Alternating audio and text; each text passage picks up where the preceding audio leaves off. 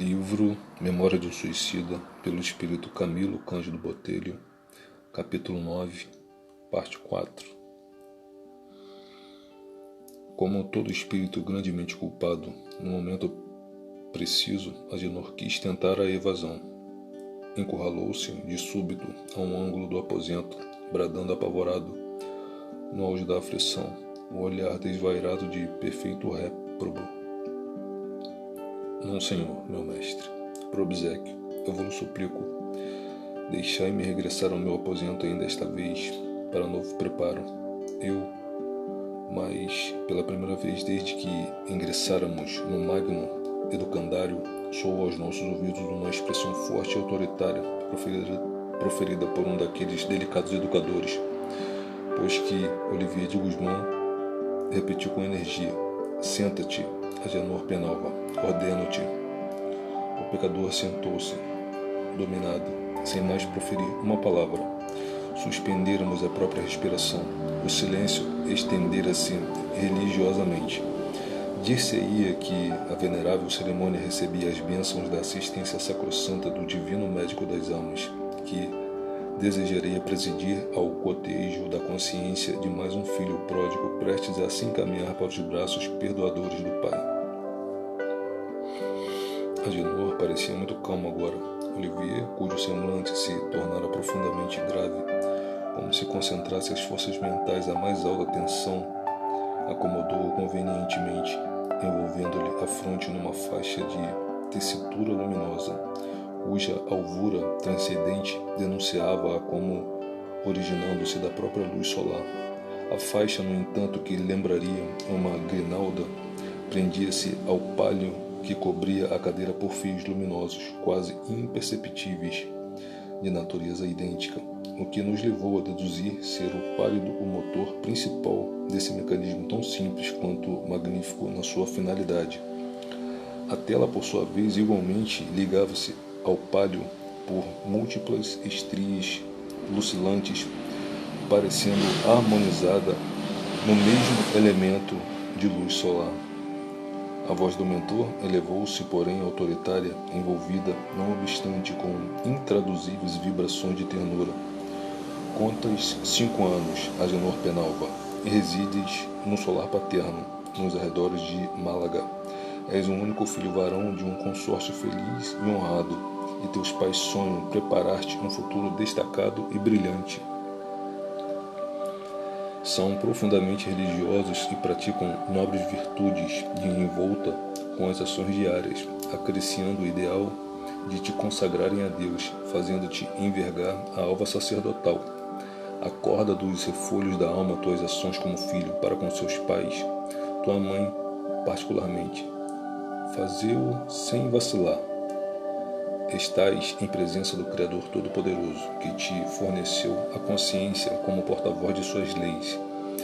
Então surgiu para nossas vidas assombradas o inenarrável em linguagem humana, o pensamento, as recordações do desgraçado, seu passado, suas faltas, seus crimes, mesmo como filho em relação a seus pais, traduzidos em cenas vivas, movimentaram-se no espelho sensível e impoluto diante dele, retratando sua própria imagem moral, para que ele a tudo assistisse, revendo-se com toda a hediondez das quedas em que sossobrara, como se sua consciência fosse um repositório de todos os atos por eles praticados e os quais agora, arrebatados do fundo da memória adormecida por transcendentalíssima atração magnética, se levantassem conflagrados, esmagando-o com o peso insuportável da tenebrosa realidade. A lamentável história dessa personagem, assassino, suicida, sedutor, obsessor, ocuparia um volume profundamente dramático. Furtamo-nos ao desejo de narrá-la. Para o complemento do presente capítulo, porém, apresentaremos pequeno tópico do que presenciamos naquela memorável tarde de além-túmulo, e que julgamos não será totalmente destituído de interesse para o leitor, já que, infelizmente, nem hoje são comuns os filhos modelos no respeitável instituto da família terrena. Desde os primeiros anos da juventude, fora Agenor penava filho indócil e esquivo à ternura e ao respeito dos pais. Não reconhecera jamais as solicitudes de que era alvo. Seus pais seriam escravos cujo dever consistiria em servi-lo, preparando-lhe um digno futuro, pois era ele o Senhor, isto é, o Filho. Na intimidade do lar mantinha atitudes invariavelmente despóticas, hostis, irreverentes, cruéis. Fora do lar, porém, prodigalizava amabilidades, afabilidades, gentilezas. Insubmisso a toda e qualquer tentativa de corrigenda. Desejosos de lhe garantirem futuro isento de trabalhos excessivos nas duras lides dos campos agrícolas que tão bem conheciam, e sabendo ademais ambicioso e inconformado com a obscuridade do nascimento, arrojaram-se os heróicos genitores a sacrifícios imensuráveis, mantendo-o na capital do reino e pagando-lhe os direitos para a aquisição de um lugar na companhia dos exércitos do rei. Visto que não sentira atração para a vida eclesiástica, desencantando logo de início o ideal paterno, pretendera antes a carreira militar, mais concorde com as aspirações mundanas que o arrebatavam e que facilitaria ademais o ingresso em ambientes aristocráticos que invejava. Envergonhara-se da condição humilde daqueles que lhe haviam dado o ser e velado abnegadamente por sua vida e bem-estar desde o berço. Repudiou o honrado nome paterno de Penalvo por outro fictício que melhor retumbasse ao ouvido dos aristocratas, proclamando-se mentirosamente descendente de generais cruzados e nobres cavaleiros libertadores da Espanha e do jugo árabe. Com o falecimento do velho pai, a quem não o visitara durante a pertinente enfermidade de que fora vítima, desamparou desumanamente a própria mãe. Arrebatou-lhe os bens, sorviu-lhe os recursos com que contava para a velhice, esquecendo-a na província, sem meios de subsistência. Fê-la verter as inconsoláveis lágrimas da desilusão em face da ingratidão, o que a brindara, quando mais a vira carente de proteção e carinhos, legando-a a dolorosa via-crucis de humilhações pelo domicílio de parentela afastada, onde a mísera representava estorvo indesejável.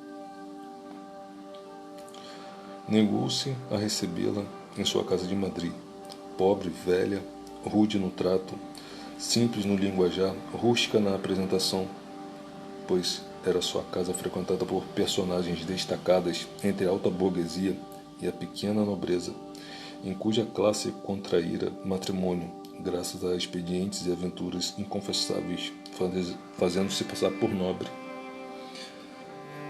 Encaminhou-a secretamente para Portugal, visto que teimava a pobre criatura em valer-se da sua proteção na miséria insolúvel em que se via sossobrar.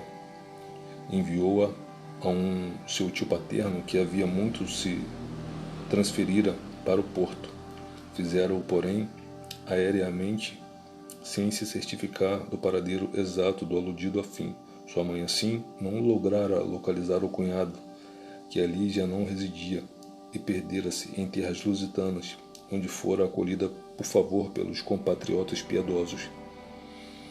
Escreveram-lhe os mesmos compatriotas, participando-lhe a angustiosa situação da genitora, que novamente lhe implorava socorro. Não respondera, desculpando-se perante a consciência com determinada viagem que empreenderia dentro em breve. Com efeito, alimentando ideias desmedidamente ambiciosas, transferira-se para a América longínqua, abandonando até mesmo a esposa, a quem iludira com falaciosas promessas, a fim de furtar-se a consequências de revoltante caso passional, no qual mais uma vez assumira a qualidade de algoz, seduzindo e vilipendiando e até induzindo ao suicídio pobre e simplória donzela de suas relações.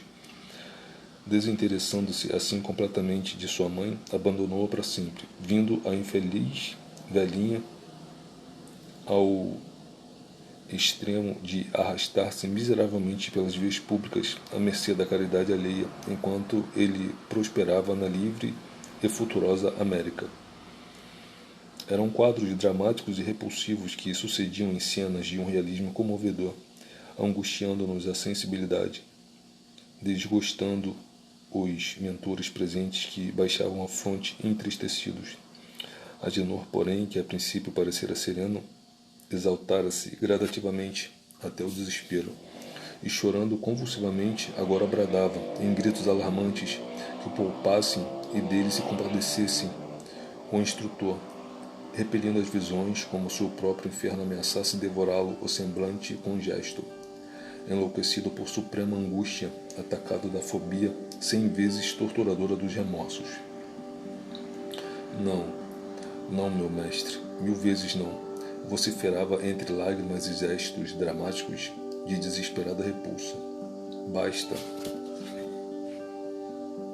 Pelo amor de Deus, não posso, enlouqueço de dor, meu bom Deus. Mãe, minha pobre mãe, perdoe-me. Aparece minha mãe, para eu saber que não amaldiçoas o filho ingrato que te esqueceu e possa me sentir aliviado. Socorre-me com a esmola do teu perdão, já que não posso ir até onde estás a suplicá-lo, pois vivo no inferno, sou um réprobo, condenado pela sábia lei de Deus. Não posso mais suportar a existência sem a tua presença, minha mãe. As mais angustiantes saudades desorientam o meu coração, onde tua imagem humilde e vilipendiada por mim gravou-se em caracteres indeléveis sob os fogos devoradores do remorso pelo mal que contra ti pratiquei. Ó, venha o teu vulto triste clarear as trevas da desgraça em que se perdeu meu miserável ser, envenenado pelo fel de tantos crimes. Aparece-me ao menos em sonhos, ao menos em minhas alucinações, para que, ao menos eu obtenha o consolo de tentar um gesto respeitoso para contigo, que suavize a mágoa insuportável da tortura que me esmaga por ti haver ofendido. Aparece-me para que Deus, por ti, perdoa-me, possa todos os males de que vilmente te cumulei. Perdão, meu Deus, perdão. Fui um filho infame, ó Deus clemente. Sei que sou imortal, meu Deus, e que tu és a misericórdia e a sabedoria infinitas. Concede-me então a graça de retornar à terra, a fim de expurgar da consciência a abominação que a deturpa. Deixar-me reparar a falta monstruosa. Senhor, dá-me o sofrimento. Quero sofrer por minha mãe, a fim de merecer o seu perdão e o seu amor, que foi tão santo, e o qual não levei em consideração. Castiga-me, Senhor Deus, eu me arrependo, perdoa-me, minha mãe, perdoa-me. Retirou-lhe o lente sábio, a faixa lucilante da fronte. Levanta-te, Agenor Penalva, ordenou o autoritário. Levantou-se o desgraçado cambaleante, olhos desvairados como atacado de embriaguez. Haviam cessado as visões. Inconsolável, porém, mísero, furioso, consciente, rojou-se de joelhos, cobriu as faces transtornadas com as mãos crispadas e deixou continuar o pranto, vencido pelo mais impressionante desalento que me fora dado presenciar em nosso instituto até aquela data. Olivier de Guzmán não interveio tentando consolá-lo, apenas levantou-o e, amparando-o paternalmente, reconduziu-o aos seus apartamentos. Ali chegando, recompôs sobre a mesa de estudo um grande álbum, cujas páginas disseram amarfanhadas. Em uma folha em branco, escreveu um título e um subtítulo cuja profundidade abalançou nossa alma num frêmito de penosa emoção. Tese. O quarto mandamento da lei de Deus: honrai o vosso pai e vossa mãe, a fim de viverdes longo tempo na terra, que o Senhor vosso Deus vos dará. Relação dos deveres dos filhos para com seus pais. Em seguida, afastou-se, não mais articular uma palavra. Outro discípulo esperava-o. Nova tarefa requisitava seus desvelados desempenhos.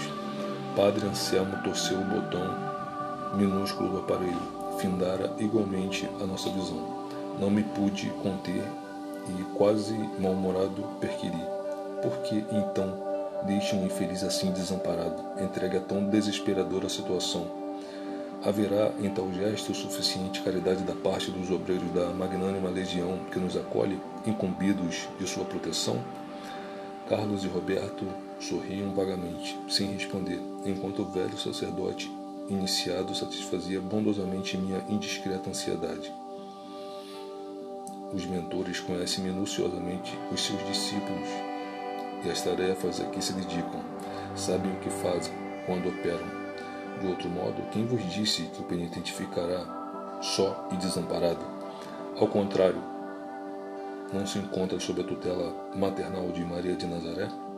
Quando os portões da fortaleza se fecham sobre nós, a fim de iniciarmos a marcha de retorno, ouvimos ainda, ecoando angustiosamente em nossas mentes atordoadas, a grita do mau filho entre as convulsões rábicas do remorso. Perdoa-me, minha mãe, perdoa-me, ó meu Deus.